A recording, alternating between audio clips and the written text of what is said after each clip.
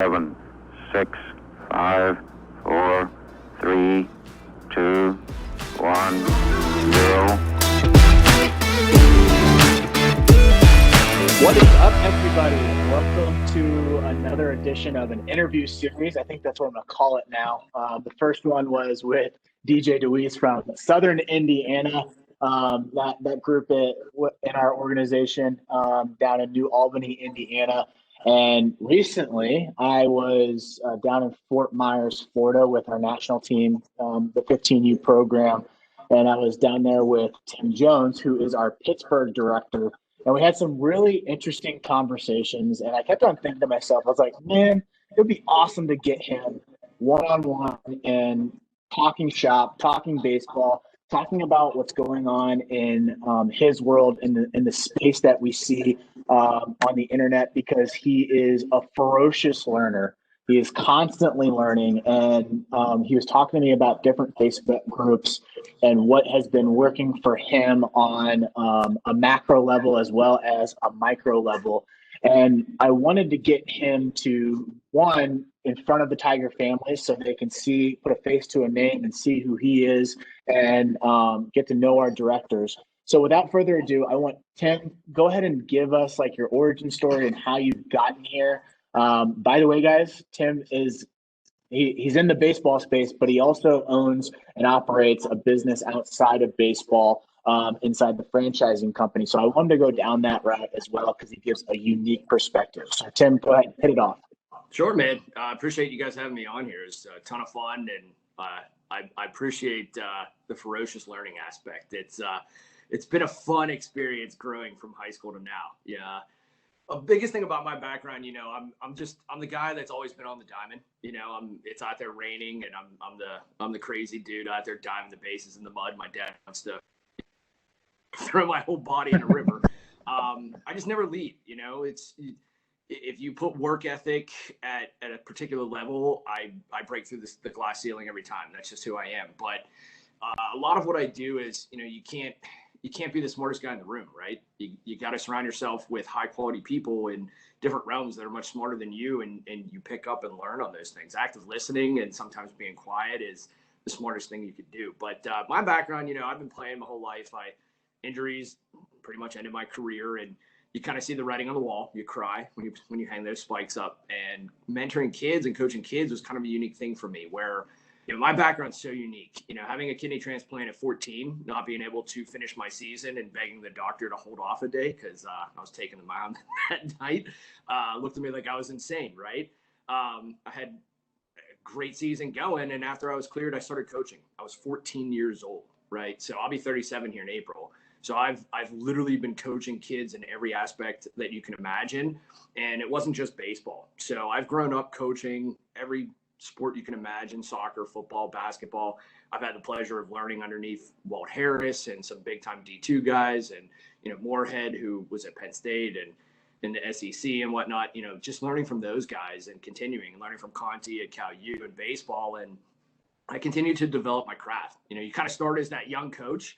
You have ego, arrogance, if you will, and you got to kind of shut that up a little bit and learn. And when I sat back and learned more about the game and really put myself out there and spent the money to continue my education in baseball, you started to see a lot of the things that needed to change in the game, especially in the Pittsburgh area. We're up north, and I'm sure there's a lot of families across the country here that they have the assumption that there's not a lot of great baseball in the north, right? It's Midwest, South, West Coast, East Coast. Yeah, sure. Mason-Dixon line, you don't cross that if you're from up here, right? Doesn't happen. Good old boys network. But I've worked for a lot of different organizations. I've worked in the high school ranks for years. I've done small A baseball all the way up to 6A, and I've had 12 kids on a roster, JV and varsity. I've had 50 kids come out. It's crazy. But being a teacher, being a mentor, you continue to listen and hone your craft. And you kind of saw the writing on the wall where morally and ethically, I couldn't continue to coach in the organizations I was with. Kids were dollar signs. They weren't getting better. And I wanted to make that change. The Tigers, I literally stumbled upon you guys by some sheer dumb luck. And it was amazing.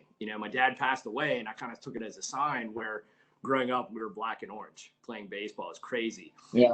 And our missions and morals and ethics were identical to what you guys do. And I said, this is what I've been trying to do this entire time. Now I have some resources and intelligent mindsets back there to bring this program here.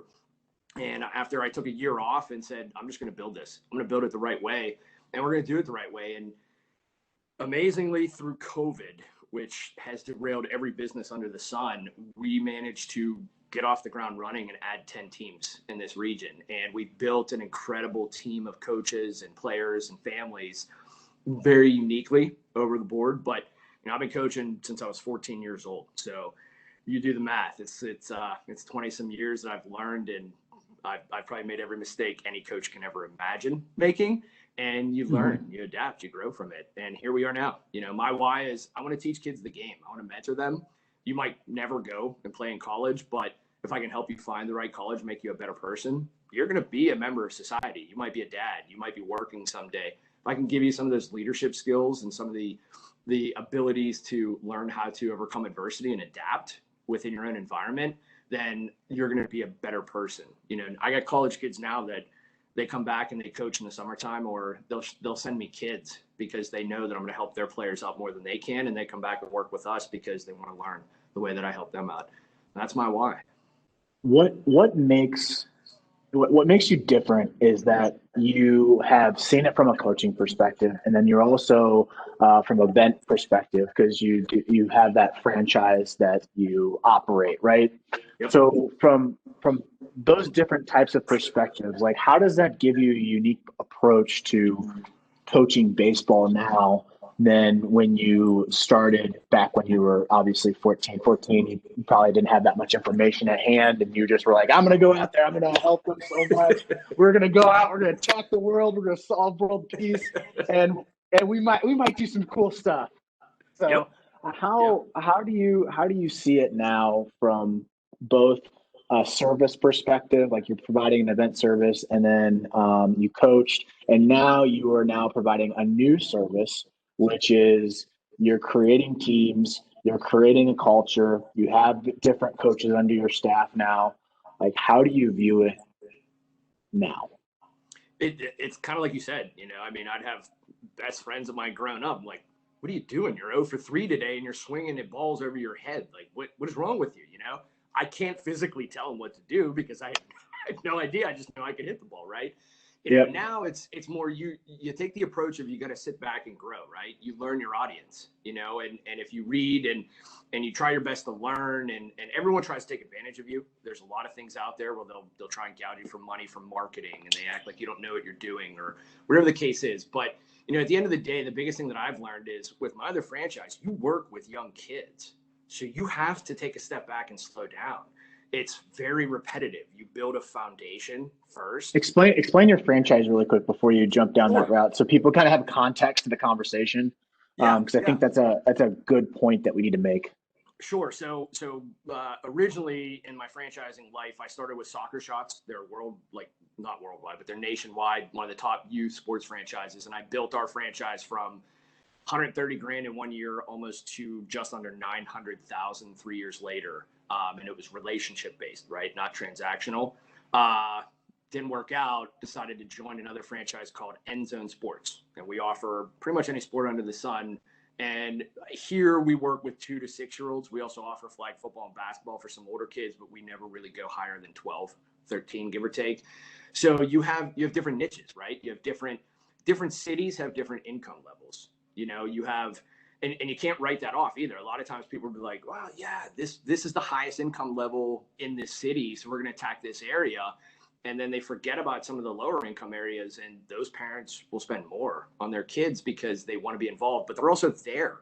I got nannies that watch my kids play 3-year-old soccer and they're coming up, or T-ball, and they're coming to help us. And it's not mom and dad, right? It's kind of sad to see that, but it makes you slow down. It makes you understand that you have to teach, but then you have to understand what each niche market is and how to attack each one differently. And you have to verbalize that differently, and you have to do it visually differently.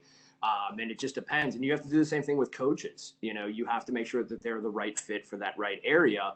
And you offer certain sports at different areas. You offer different things at different areas. But the biggest thing that I've learned To give you a better example is when I left Soccer Shots, I brought my entire area that I developed myself with me.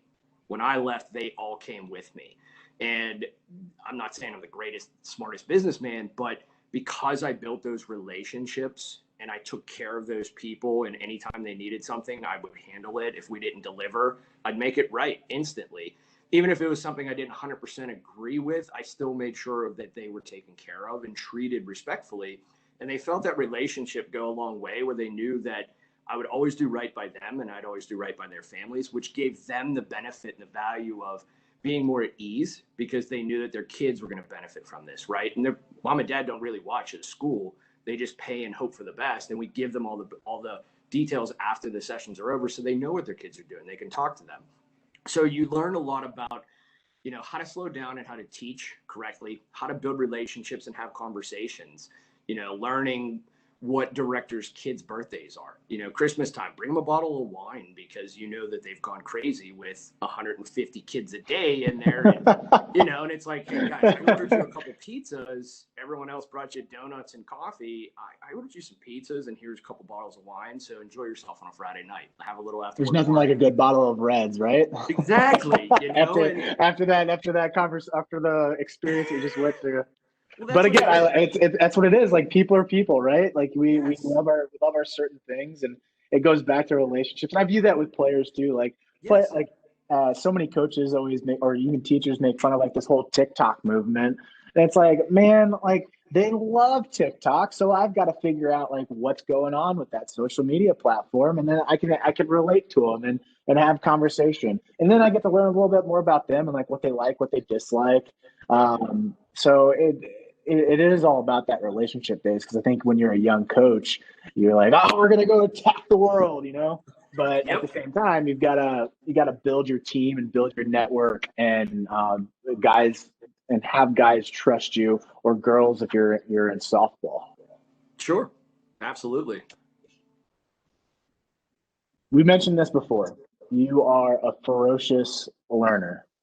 The first time I met you, we talked about Matt Lyle's platform, and you shared the pros, the cons, and it feels like, to me, it's hard to eliminate all biases, but you come at it in a different perspective, and you give the skinny on it. You give the clear-cut answer, like, yeah, this thing works. Like, this guy knows exactly what he's talking about. And then like, well, this guy was right on this end, but he's kind of wrong on this end. So I'm taking this, but I'm leaving out this.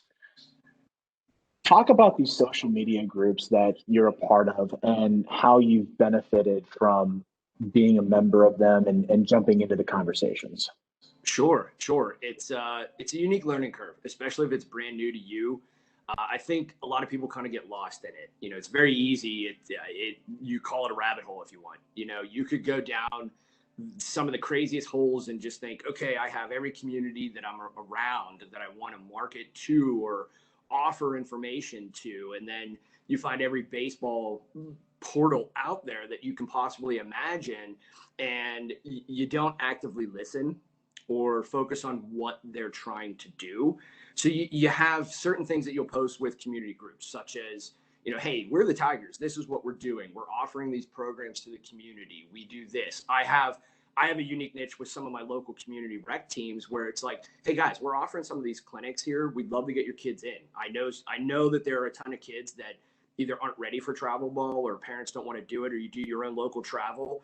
So here's just some options for you. We're going to be doing a coach's clinic. If you want us to come in and work with you guys, let's do it. So I'm going to do things like that in return, they'll let me share my information on anything under the sun, whether it's tryouts or not. And we build that relationship. Like, hey guys, I'll donate. Do you need an L screen? Let me donate an L screen. Now we can come in and do some coaches clinics for you guys. So that way you got the rock stars of the group with mom and dad. Then you join a baseball group, and it's all about drills, and it's all about, hitting or catching or pitching. And the biggest thing for parents is it's tough, especially with people on those groups. You have a lot of coaches that this is what they do, right? They're the dad or the mom is the only one that's willing to take on a youth team, and they've never played the game.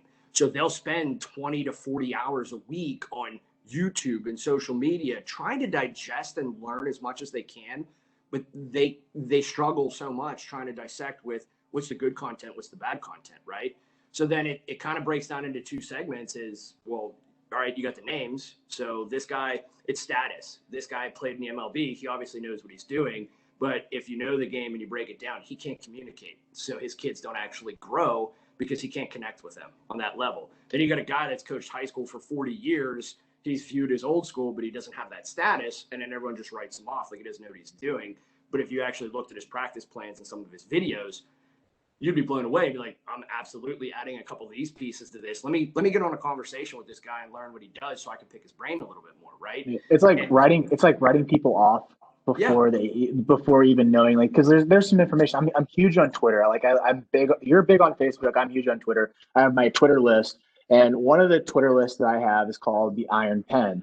And the Iron Pen is it's macro, micro investing. It also has real estate in there, has a hint of crypto.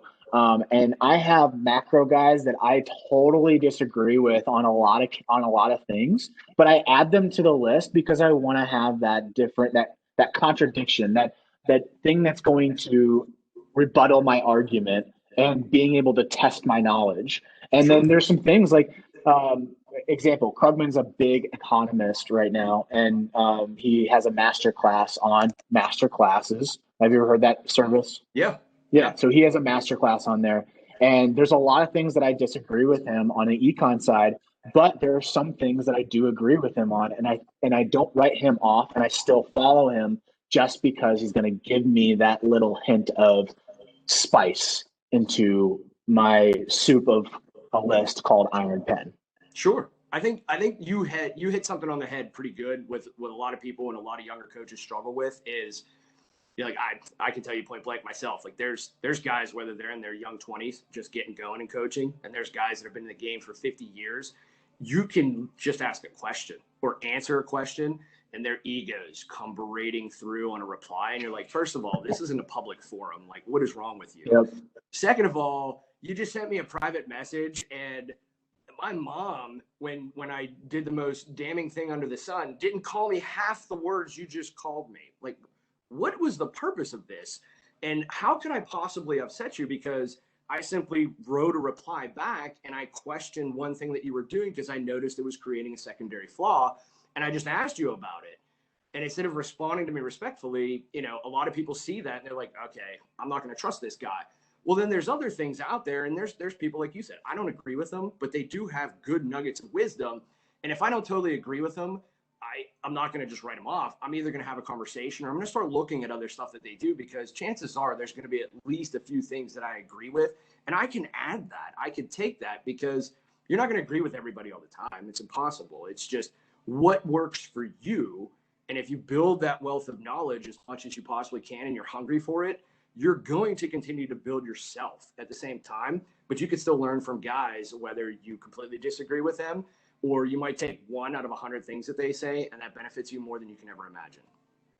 And that's happened to me on the hitting side. Like, there were like the philosophies that I learned when I was playing, I didn't know what the hell what I was doing, really. I mean, I could hit the ball really well. I could hit from both sides of the plate. I taught myself from the right side to the left side. I can hit both sides of the plate because I taught myself that way because of my learning style and knowing how to teach my body to do certain things. But then when I tried to apply that to another person, it just didn't work. It was literally went like this. Yep. It just did not work at all. And I started studying human nature, and I've read a lot of books on human nature, leadership, communication styles. And it's crazy. It goes back to that point that you had. It's all about relationship based. But my hitting philosophy has changed because I'm following certain guys on Twitter that I value their opinion. And again, I don't agree with everything that they're doing. There's some of the drills that they do I think is just backwards altogether. Like, sure. Why are we doing this? This makes no sense whatsoever. And then they'll come out with a gem that just makes perfect sense to me. Like, oh, that's why we're doing this. And again, I go back to that drill that they mentioned before, and then I'll be like, no, that drill still sucks. Yeah, absolutely. So, and I just hope people don't write off information, because I think it goes back to when we learn in school, because teacher said. Yeah. Because teacher said, that's right. But it could be that the other person's right too. Well, I'll give you one quick nugget on that. And I know you know the guy, Carl Nichols. You know, he's all about ground force reaction and whatnot. He's done some amazing things, right? I'm not saying I'm the only guy to do this, but I've had intent conversations with him on social media. And then we've gotten on the phone in a Zoom call where we vehemently disagreed with each other on certain things. And having a CSCS background on top of baseball and business, you know, I started talking about the human body a little bit more in depth. And then what's a CSCS background? So explain that. Strength, it's basically, if you're a CSCS, it's strength and conditioning, right? It's the highest level strength and conditioning. That is the only person that can work with a college level athlete and above. So you know the human body. Yes.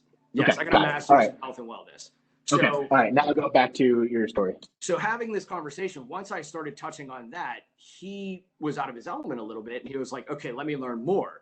Well, then we started to have this conversation deeper and deeper and deeper.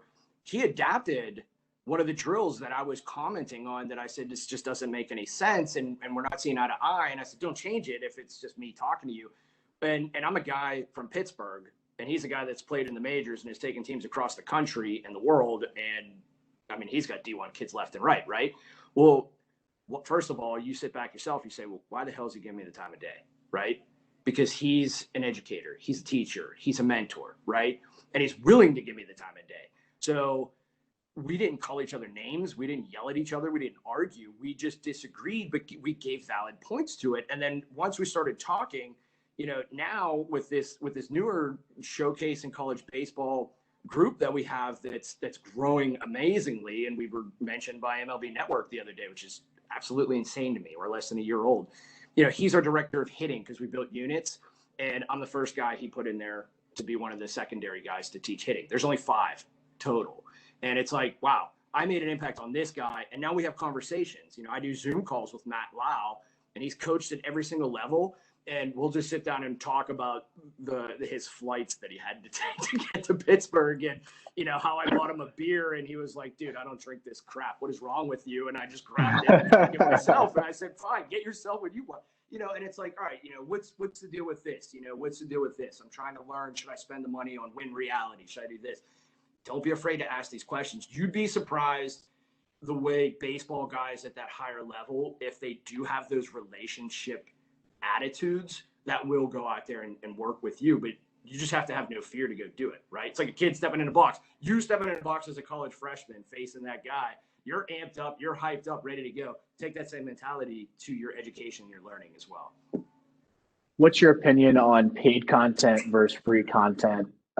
You follow people on groups, and obviously some people are giving value and then hoping that you get into their ecosystem and you buy, like example, Matt Lyle. He's really good at it. He's very, very good at it. And I agree with a lot of things that he teaches, but you are a customer of his, and also you've talked to him before. What is your thoughts on free versus paid? Is it worth it? So I think the biggest thing is there's definitely certain people that aren't going to pay for stuff. A lot of times, I think more so, this is more often than not, you're going to end up finding people that have purchased something and because they didn't get their perception out of it, there's no value to it. But at the end of the day, there's no doubt they got some value from it. And you can't tell me you didn't, because you definitely grew a little bit. But it's hard sometimes to pick and choose. You know, I think the biggest thing with social media now is good groups are kind of minimizing that content of who we partner with. You know, what drills are we going to do, and what groups we're going to do? Do you want the swing rail? Do you want, you know, the rope bat? Do you want this? And there's guys all over the place that love different aspects.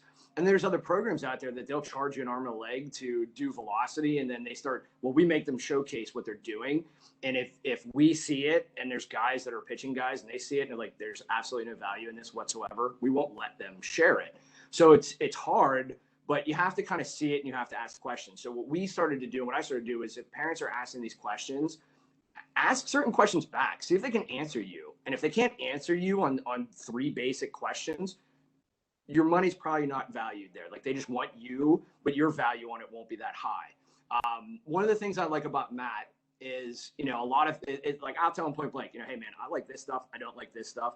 I think the biggest thing for you is you got to create a social media platform that's just for members, because you're going to have coaches that are college level and you're going to have coaches that are 8U T-ball level, right?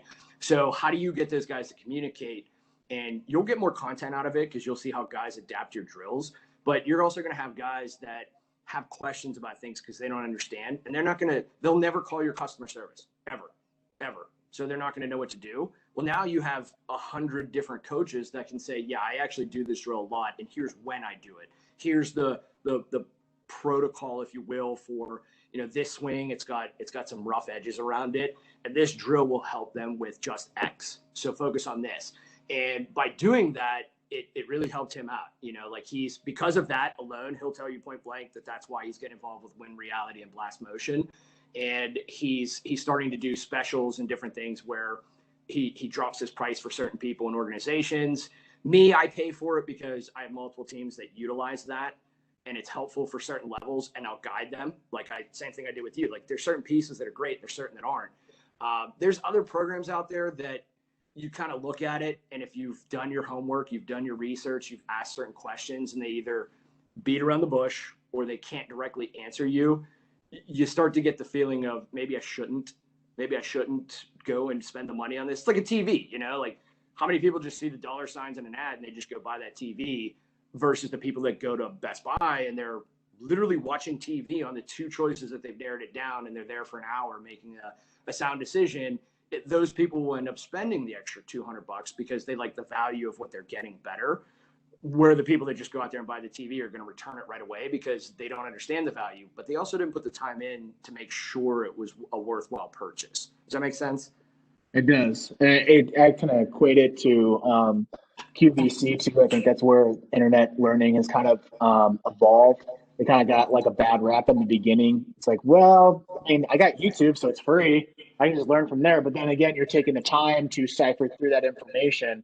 And I'm a big advocate of free and paid. I think that you get a little bit more of a narrow search on paid, and you really trust those people as expert opinions, and that's why you're paying for that service.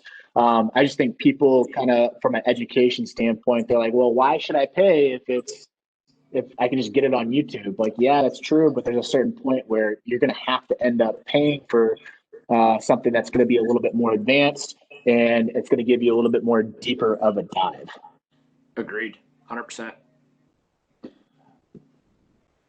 From your perspective in building an organization, what makes a strong leader and a coach? We kind of touched on it a little bit, but I wanted to go down that route. I think there's a couple good qualities and traits that really make the biggest difference. There's guys, for me, one of the big reasons why I'm here, you can't micromanage guys. You just can't do it. I don't know how people do it. They like to dictate everything under the sun. If you would come to Pittsburgh and watch organizations play without their uniforms, I could tell you he plays for this team, he plays for that team, and he plays for this team based on how he throws with his arm slot and how he swings. It is how it is. They try and cookie cut mold you into everything under the sun. And then they've gotten to the point where they will tell you what to do with your roster. And they load up 16 to 18 kids and they're telling you who to play. So you can't coach. You can't coach at all, right? Then you get a bad rep, and you get a bad name, and then you end up leaving. Or they hire the guy fresh out of college that has no experience. They don't know if he can actually coach that team. And then they put all the blame and the weight on that kid instead of themselves. For me, you got to change that trend. You have to. If you want to build something good and you want to build it the right way, you have to shut your mouth and actively listen. You can't be the smartest guy in the room. You just can't. There's no way. It's impossible. And if you do, then you lead by ego instead of closing your mouth and learning and listening. But at the same time, why don't you just go with your strengths, right? If you're a catcher, you're not going to play center field every game and just randomly go teach a kid how to play center field if you've never played it in your life. Bring in good coaches. The same way that you would build a high caliber team, you want certain pieces because they excel at those positions. You do the same thing with your coaching staff. It's going to be an amazing outcome no matter what you do with it, and you'll adapt and grow. But you want to bring in people that are mentors, they're listeners, they're teachers at the same time. They don't just have high expectations and dictate and bark out, go to this drill, go to this drill. You get those guys that want to sit down and break down a drill if they see a kid doing it wrong. So we understand the intent. So now they're hungry. They're there for a reason. Now they're coming even more because they know that they want to work harder and they know how to do it the right way. And then every kid also has different terminologies. So you have to know how to work with one kid versus the other. And you bring those good guys in. Me, I bring in a pitching guy, I bring in a hitting guy, I bring in a fielding guy. Everyone has different areas that they excel in overall, and they've either been just coaches or they've been involved in organizations. And I listen to them and I get their advice, and we plan out the season together. And I have them go through our A+ coaching. We do our own thing here as well, where our culture matters. And if you have questions, ask me a question. I will help you. And if it's something I don't know, I'll get you the answer. And let's do this together as a team. And I value them more than anything else. I give my assistant coaches some extra leeway because they usually work hard and they can't fully commit the way my head coaches do, but they work their butts off to make it every single time. But you might have one weekend you miss because you have to actually work. Hey, man, you got a family. You got to provide for yourself. It is what it is. Don't worry about it. I'll fill in for you. You got to be the guy. My grandpa said it best. If you own a gym, be the guy picking up that last sweaty rag off the floor and mopping the floor. Don't just tell people to do it. Let them see you work, because their work ethic will go way up and their value in you and themselves will go way up. It's an intrinsic value that you can put out there for people. That's the best way to build an organization, in my opinion. You guys have a great backing, right? I couldn't do all this on my own. There's no way. There's areas that you guys excel that I rely on you for.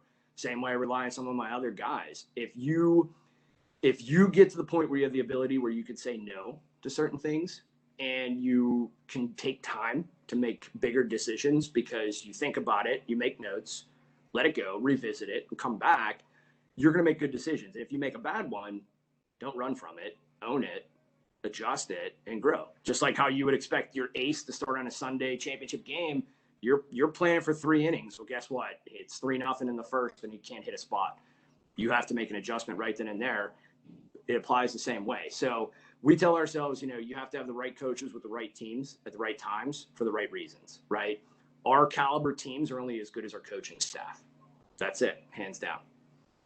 What I found interesting with our time in Fort Myers with the national team, it was our first go around, and I told our coaching staff, I was like, "Hey, this is a beta version. We're trying to figure out what we're trying to do here and how we can execute a little bit more effectively. We got very talented guys, but the biggest thing is trying to figure out our end of things and how to function a little bit better." And what I found interesting, because you are a talker, you love talking, you love teaching. And what I was very impressed with was you took a step back and we started figuring out, okay, Cody's got to do this. Josh's got to do this. Tom's got to do this. And we kind of took a little bit of a back seat to it and started really consuming that. And we didn't talk about this. Sure. Did you view that? Because we had 4 coaches in that dugout with 16 kids. It's a lot of coaches for 16 players. And I think if more in the future, I think 3 is the best, is the right number. Did you naturally see what was going on, and did you take a step back and just try to assess the situation? Or did you have a motive and you started talking to the coaches about, okay, I'm gonna take this step back. Tom, you do this. Cody, you do this. Josh, you do this. What was the thinking behind that? It's both. So that's my approach to pretty much any team, right? And that's how I run my practices here, where I take a step back and let those guys do their thing. I don't want them to expect me to do certain things because I don't want to break their expectations, but I want to observe. So for me, I kind of got thrown in filling in for Dave, where I was going to come down and just help where it was necessary anyway. But it was our very first time. We didn't know the kids. We didn't know how they're going to interact. I don't know the kids at all. I 100% think we should do some Zoom calls before we go down next time so they get to know each other, and we do too. But I intentionally did it for a reason, because I wanted to see what the kids do, how they are, who are they as people, and how do they play the game. I want to listen to their conversations to see where their knowledge level is. So that way I know, all right, these guys here in St. Louis are here, and this is their positions. I know I can help that player, and I think Cody can help that player. I think Josh is going to be the guy to talk to this player, and Tom's going to work with these pitchers here because that's where he excels. And at the same time, I'm also observing, Cody didn't want to be a head coach. He wanted us all to kind of just hop in there and work together on it. It's very difficult to do that right off the cuff. You kind of have to get a feel for where everyone is. So I was letting kind of seeing where they wanted to put themselves at the same time and where their strengths were. Like I know Cody at the same time where he said, I'm going to rely on you and Tom a lot because I've only coached high school for 2 years. I do a lot more with my younger guys and you guys do a lot more with the older guys. And I said, all right, well, let's see what you got. You know, I want to see where you're coming from. So it was both sides, right? And after you you do that hardcore active listening, it gives you the opportunity to see where the players are, see where the coaches are. And then you can kind of sit down and say, all right, guys, I think we need to have a conversation. Like Cody, you know, I think I need to call pitches. I think a catcher and a pitcher that have never caught and been a unit together, I think it's a lot of pressure on both of them. And the pressure of being the first national team, they're all over the place. Now, we played well, right? That team was a great team. We faced good pitching. We hit the ball a little bit. It was just, that's a lot of pressure. Okay, let's take some pressure off of them, but let's also teach them because they're playing against kids that they usually never play against. Tom, I want you to work with the pitchers a little bit more. You know, I'm going to try and work with the catchers on, hey, you got to slide block that. You can't snag it on the corner there because it's getting past you, and you got to stick that change up just a little bit because you're going to get that call. You know, Connor, we're going to do some intentional shakeoffs. I want to do some sequence pitching. Do you know what that is? Okay, let's do this. Let's do this. Every inning, we're having a conversation, right? So I put myself where I excelled the most. I saw Cody excelling on certain things, and I saw Josh excelling on certain things because he leads a high-level 16U team, right? So I tried my best to say, I think this is, as a coaching team, I think this is our best overall approach that we could take. And we'll rotate some bases. We'll have some fun. If you're going to take a kid and work with them a little bit, Tom's going to have a conversation here. It made a world of difference. You know, I'm not saying I'm the best catcher or the best pitch caller under the sun, but I think it calmed the boys down a little bit, right? It let our pitchers focus on hitting spots. And I called 2 of the games that we had, and we gave up no runs, you know, 2 hit and then nothing, right? It was a big difference because I think that they settled in and that you take that anxiety out of them. But I think at the same time, it let Cody kind of take the lead where he wanted to take the lead a little bit, and he wanted to have that fire. And I think he was good at that. And Josh was able to be on the bases and work with some, okay, this is situational stuff, this is some other stuff. Sure, I think if we have conversations now, there's more that we can dive into. But I think if you take that approach, you're able to make better situational changes than if you would just come in and dictate things. And if it's not working for you, you make an abrupt change. Is it the right change? Probably not. So active listening gets you to a smoother directional change than anything else, in my opinion. Jocko, I don't know if you're familiar with Jocko, Navy SEAL Team 1. He's an author, leadership, tactics, strategy. I just got done reading his book, which is kind of crazy that I read his book right before we went down for our national team. And you just hit on a point that he mentions that a lot of people don't think about from a leadership standpoint, even from a coaching standpoint, because some of these coaches that are going into baseball, some of them have no background in baseball. And they're like, what am I doing? There's no way I'm going to teach these guys. Like, yeah, but you can teach them leadership, and you have experience that can be served well on the baseball diamond. You might not know all the technical stuff. Don't worry about that because we've got content for you that you can be able to learn. But being able to have those leadership skills and managing people correctly and managing players correctly is so important. And he talks about how his team would go when they're working on a mission and they're practicing. He saw that when there was a weak leader in his unit and no one was giving the orders, he realized that someone had to jump up. And at some point, someone needs to jump up. But at the same time, he says you have to have this thing where you draw back, where you're able not to have your gun out in focus. You have to draw your gun up and realize what the situation is happening, and then you can be the leader and jump in. And that's what was really impressive with the national team was the coaching staff and how we were able to figure things out on the fly. Because again, we saw this as a beta version. Because again, people were coming from all over the United States in the invitation, and we're like, all right, we're going to try to do this thing and try to compete against the best competition in the United States. And then we end up drawing the number 2 and the number 4 pitcher in Florida, who were just chucking hard, and we competed really, really well. I know the are mad because they wanted to beat those guys and they wanted to be the team that was on top of the mountain at the very end. but again, I thought it was a great experience, and it was one of those things that we can build on top of. And we went 500, and Yeah. I would have been happy with how we approached it because we had a very tough pool, and they handled it really, really well. And they're very talented ball players. Absolutely. Absolutely. Um, I want to start closing this segment out, and I want to talk about amateur sports experience. And you being the person that you are from a coaching perspective, and then you're a business owner from a franchising perspective on events. What makes a good amateur sports experience? I think there's probably a few major areas. Some of the key ones that it's more visual, and then there's the hidden ones, right? And when you hound the hidden ones, kind of secondary, tertiary, you get more of a following over time. You kind of bellow it and build it. For me, it's visuals, right? Having good kids, good character, going and either attending an event.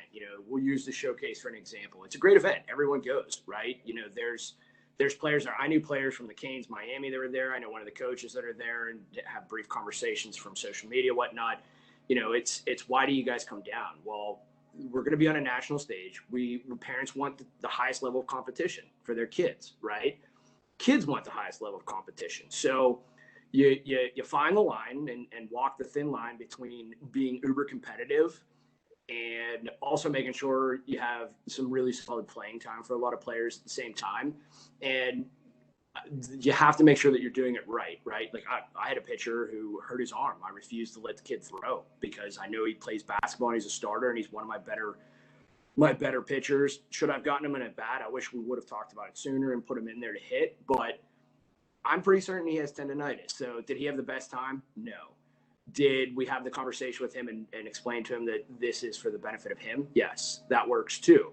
So I think each individual person, you have to have a broad spectrum of what's the value of why are we doing this? We're doing this on a big note to help individual directors like myself, our brand and with Rawlings, because we want to do this bigger and better as we grow. I'd love to see more events happen as well. And there's avenues we might not even think about right now that could come from this, right? And that's the bigger picture. The secondary picture is we don't want to just throw baseball teams out there. And when you have certain baseball coaches that aren't business guys, maybe they do have a really good team, but they're not building high quality teams because that's not their cup of tea. We'll use this and work with us to help you get some of those higher level teams and higher level players. But it's all the work in between that gets you there. There's a lot that goes into it, and it's not just, hey, it's $500 plus flight plus hotel. You got to be the main guys. Everyone in our organization was watching you play, whether they're 9 years old, 8 years old, or 18 years old. It doesn't matter.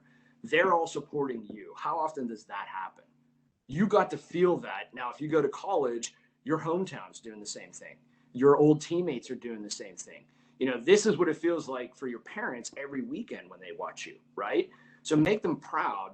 And now you're going to instill this into another player to work that much harder because they want to do it. And they could be in Vegas or, Seattle, or they can be in Cincinnati or Pittsburgh or St. Louis or Indy or wherever. And now they're 9, 10, 11, 12. They're going to work that much harder because they want to be one of these kids. So we're giving them the chance to showcase who they are, but we're also giving them a chance to showcase who the Tigers are, right? And I think that's the bottom line for all of us. And we went there. We were competitive. We had a bunch of fun. I think we're going to continue to grow with it. But if you go to a successful event and you want to run a successful event, I think you have to plan. I think we could plan a little bit better next time, kind of like how we took that step back. We're growing from it, right? So let's make some adjustments. Let's see how that works. We're still going to take a step back and grow when we're down there again, and we'll have different faces there, right? So it's going to happen, but you go there with the best intentions, and you have the groundwork for those teams and those coaches, and you have a plan, and you want to execute that plan, do it for the betterment of the organization and the kids at the same time, and everybody should get a huge benefit out of it, right? I think all those kids had a blast. I know a lot of your guys follow me now, just because they liked how we had conversations and the way that we coached them. I'm going to do some Zoom calls with Josh, and I'm going to work with a lot of his catchers on the way that I was a catcher because it's going to benefit his pitchers.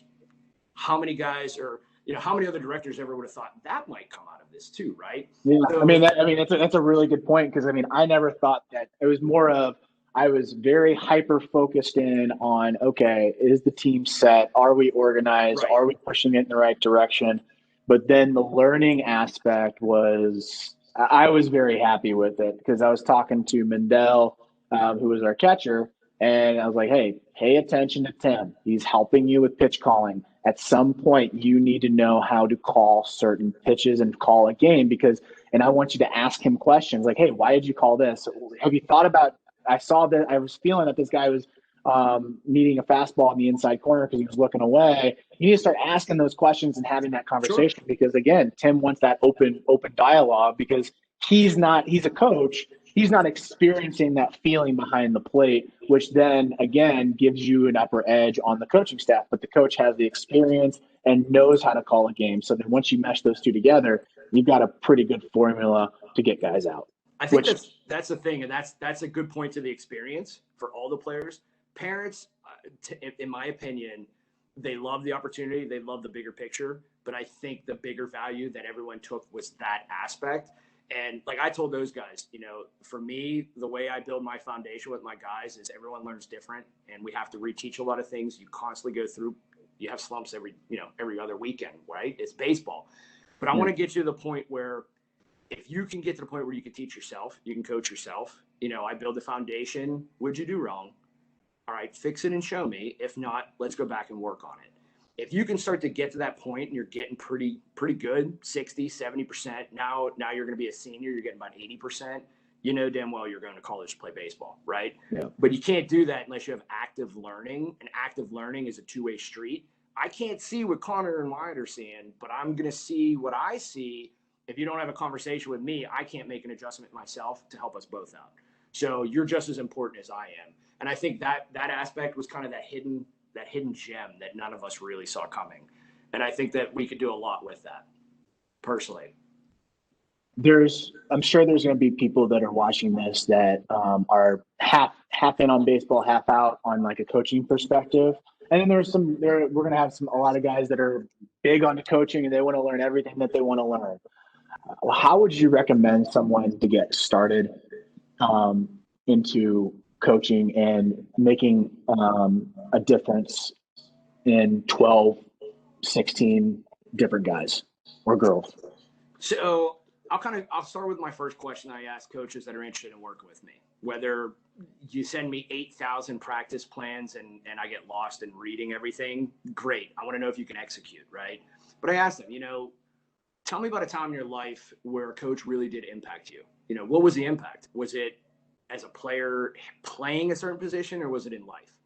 And really good coaches that I found myself, someone made an impactful movement in their life and made them a better player, made them love the game even more, and it made them hungry, made them want to work more. They may not have been the smartest coach under the sun, but they put them in contact with other coaches that could really make them better, or brought other coaches in.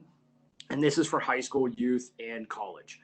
And if they can tell me a story like that without any thought process at all, those are great people, right? That's what they want. If you have that in you, come on out and learn, right? Ask questions. Do your due diligence by asking every question. There's no such thing as a stupid question. If someone treats you like that, if you ask a question, obviously you might not want to get some solid advice from that person. Go to the next guy. Have conversation with baseball people. That it's a brotherhood. Be eager to learn. Be eager to read, even if you hate reading, because you'll learn so much. And don't just stick to baseball. Stick to mentorship, leadership, teaching, time management. There are so many aspects of life that you can learn that'll make you a better coach, that'll make you a better mentor. And in the areas that you lack, don't be afraid to admit it. Don't be afraid. We just got off a podcast with Brandon Majorowski from 2D Sports, and he mentioned the same thing. He's like, you need to start learning and start reading. If you hate reading, you got to figure out how you can start reading. Yeah, like you want to watch YouTube. Yeah, you want to read blogs because it's so easy, right? But the book content is I think it's the purest content out there because it's so hard to write a book. It is very, very hard. And being able to write something that makes sense and people are able to grab value, because think about it, 300 pages is a long read for some people, and it's hard to stick for those 300 pages. So if you have an author that's able to do that and have realistic sources and strong sources to back up their statements, that is a huge aspect that people undervalue when it comes to learning. Reading books is super important. Sure. And he mentioned the same thing. Like you said, you might be learning something that has nothing to do with baseball. It could be about finance. It could be about leadership. It could be a number of different things. You're going to be able to apply that to your coaching without a doubt. Like, you're going to be able to use an analogy. Like, if you read something on cars about Ford or Tesla or whatever, you're going to be able to apply that analogy, and it's going to hone in on somebody, and they're like, oh, that makes perfect sense. Holy cow, that's why we're doing this drill. Because I use it all the time. You do. And I think the secondary piece too is like the book you just read with your Navy SEAL. You have to have that aspect, right? If you want to build a good coaching staff and you want to build a good team, you have to wear a couple different hats, right? We all do it every day. But if you have that mentality where you can kind of take that step back, you can't be the coach that can give constructive criticism all day and not receive it. If you do that and you start to get frustrated and your ego kind of pops out, it's going to hurt you in the long run, and you're going to regret it if you're a really good coach. So you have to be able to say that, you know what, you're right. This is not what I want to do. This is not the value that I want to put out there. The kids aren't grabbing what I want. I need to make a change. I need to make an adjustment. And when you own up to it, your players see you do that, and so do your parents.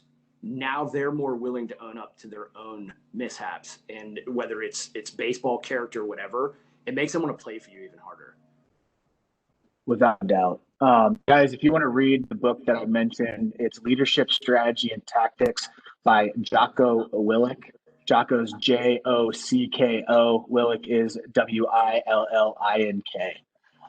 Tim, this has been an unbelievable conversation. Thanks for jumping in on this. I'm going to be sending this out. If you're watching this, comment below if you have any questions, thoughts, ideas. If you're writing notes on this conversation, submit a comment, submit a question. We want to see that coming through, and we want to open up the dialogue. But again, Tim, thank you so much. And any parting words or advice? No, thanks for having me on. If you're a Tigers player, if you're a Tigers coach, if you're a director, whatever, reach out. I love conversations. I love learning what you do, supporting you the whole time. And if we can open up Pandora's box to work together somehow, some way, or open up a conversation, don't hesitate. That's what we're here for. Go ahead and give them your email address. Is that the best way to reach out to you? Super easy. tjones, Jones, @rawlingstigers.com. There it is. I appreciate it, buddy. Thanks for jumping on. Thanks, man.